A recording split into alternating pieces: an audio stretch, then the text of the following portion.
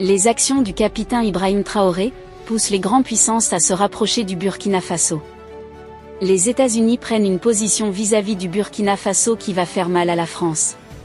Salut chers abonnés et bienvenue une fois de plus sur votre chaîne d'information préférée.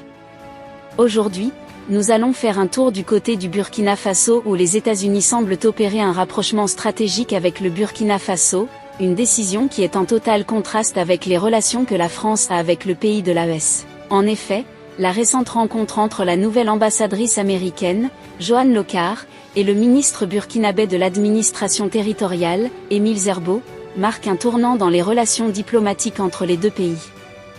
Les amis, cette initiative des États-Unis intervient dans un climat de tension exacerbé entre le Burkina Faso et la France. En effet, depuis 2023, les autorités de transition burkinabé avaient pris des mesures drastiques en expulsant l'attaché de défense français et en fermant leur mission militaire à Paris, signalant une rupture nette avec l'ancienne puissance coloniale. L'ambassadrice Locard a clairement exprimé le désir des États-Unis d'approfondir la coopération bilatérale avec le Burkina Faso. Les discussions ont couvert un large éventail de domaines, allant de la décentralisation à la réforme des lois, en passant par le protocole électoral. Chers abonnés, rappelons-nous que le Burkina Faso est entré dans une phase de grande coopération avec les grandes puissances comme la Russie et la Chine. Ce qui explique en quelque sorte la réaction rapide des États-Unis de renouer ses relations avec le pays du capitaine Ibrahim Traoré.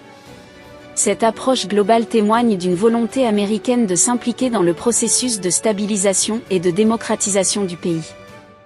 Particulièrement notable est l'accent mis sur la préparation des futures élections, une fois la situation sécuritaire stabilisée.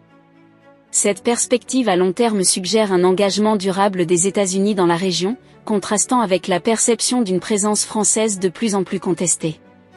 De plus, l'offre d'assistance américaine face à la crise humanitaire que traverse le Burkina Faso pourrait être perçue comme une alternative concrète à l'aide française traditionnelle. Cette approche pragmatique, axée sur les besoins immédiats de la population, pourrait renforcer l'image des États-Unis auprès des Burkinabés. Que pensez-vous de cette nouvelle phase de coopération du Burkina Faso avec les États-Unis? Laissez votre avis en commentaire. Si vous avez trouvé la vidéo intéressante, cliquez sur j'aime et partagez à vos amis.